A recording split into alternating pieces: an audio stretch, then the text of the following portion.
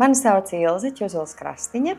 Es izrādē pirmavots spēlēšu tādu ārkārtīgi interesantu cilvēku vārdā Dominika Frankona.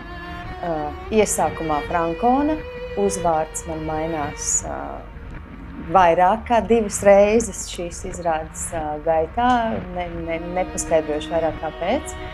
Dominika ir ārkārtīgi sarežģīta sieviete, rīcības sieviete.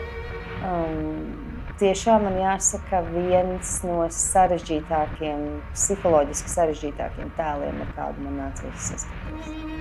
Manuprāt, šī mīlestība ir tāda pavisam citāda, ļoti nopietna, tādā ziņā, ka ļoti tāda ciniska, sāpīga, nežēlīga, gan pret to, kurš mīl, gan pret to, kuru mīl, bet viennozīmīgi tā ir īsta, liela, milzīga, tāda, pēc kuras nekas vairs nepaliek. Vai nu visu, vai neko.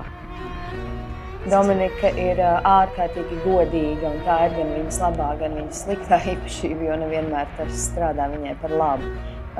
Neticami godīga, ārkārtīgi tieša, un patiesībā vissvarīgākais ir tas, ka viņa ir godīga ne tikai pret citiem, bet arī pret sevi. Ļoti reti mēs tādi esam.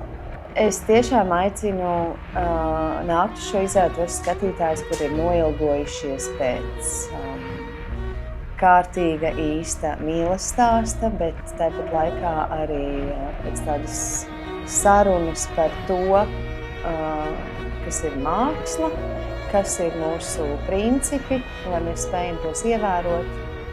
Un es vienkārši aicinu visus nākt uz tādu lielu, pamatīgu, monumentālu darbu.